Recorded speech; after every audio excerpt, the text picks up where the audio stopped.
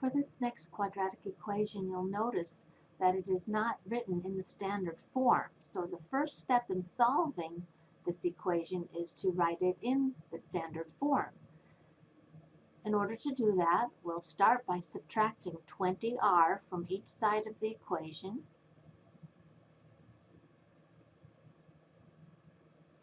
And that way, we'll have our quadratic set equal to 0.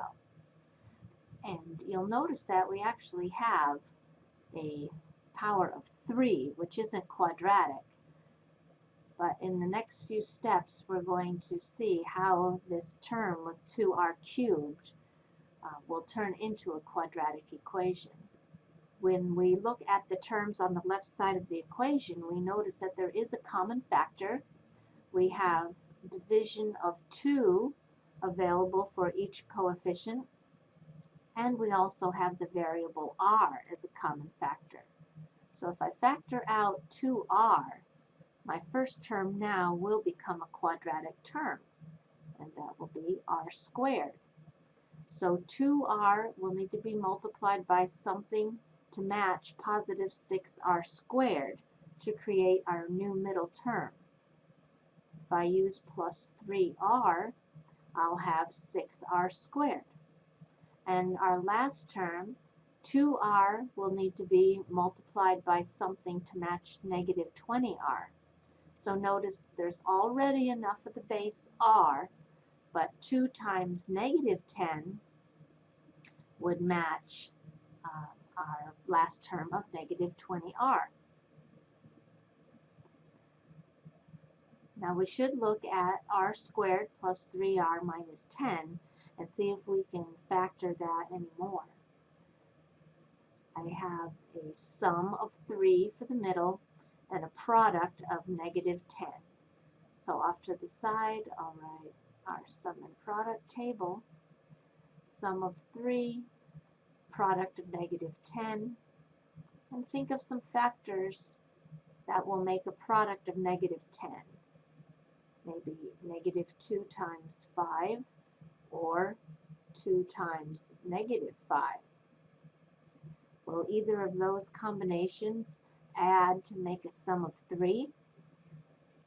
It looks like this first choice is the best one, because negative 2 plus 5 will make a sum of positive 3.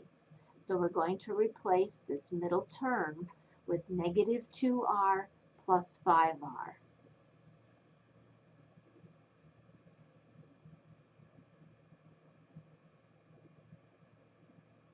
We'll keep negative 10.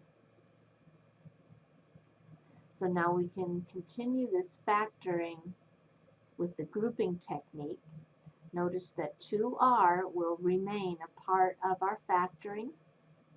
Common factor with r squared minus 2r would be r, leaving us r minus 2. That tells us that r minus 2 will need to be the common factor for this second grouping. With positive 5 times r, we match 5r, and 5 times negative 2 also matches the negative 10. So to complete our factoring, we keep 2r. Common factor now is the quantity of r minus 2, and the other factor that we are able to form is r plus 5. Notice that I continue writing equals 0 all along the way. We started with an equation, and we need to have an equation still at this point. Now we have this completely factored, so we're ready to use the zero factor rule, which states that each factor is set equal to 0. I have 3 different factors to set equal to 0. With 2r equals 0, I'll divide each side by 2 to get my first solution, r equals 0. For the next equation, r minus 2 equals 0, I'll add 2 to both sides. This solution is r equals positive 2. And finally, I'll subtract 5 from each side of this last equation to get the solution r equals -5. We started out with a term that had power of 3, and notice how we have 3 solutions, so there is a correlation there. In our last example, we have some fractions to work with. So I'm going to use the same technique of eliminating fractions that we used way back in a previous chapter. So we're going to look at these denominators and come up with a lowest common denominator. 10 comes from 2 times 5, and this denominator is 2. So it looks like our common factors are 2 and 5. That means 10 is our lowest common factor. So I'm going to multiply every term in this equation by 10.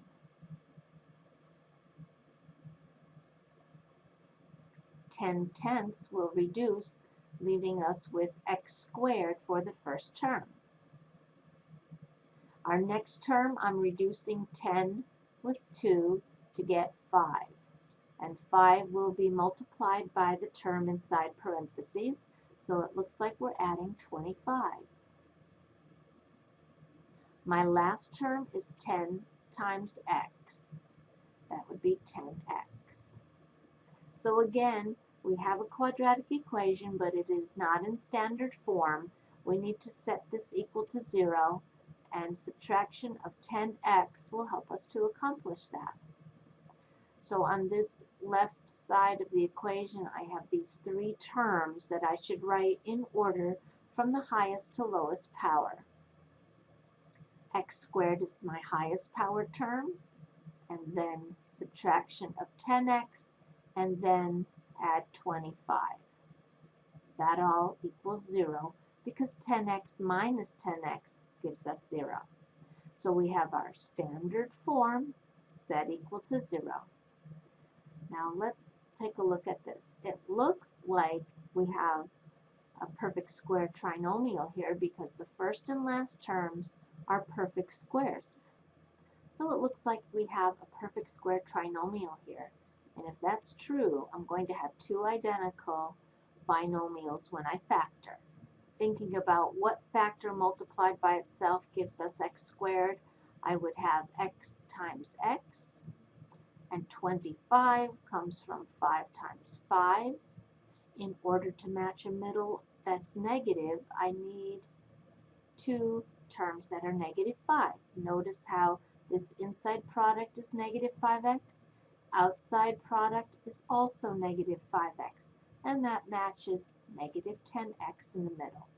So I have completely factored the trinomial, and when I set each of these factors equal to 0, you'll notice they're exactly the same, so there's really no need to solve this 2 separate times. I would add 5 to both sides to get x equals 5. If you expand it again on for the other equation, you also get x equals 5. They're identical answers, so the only solution is x equals 5.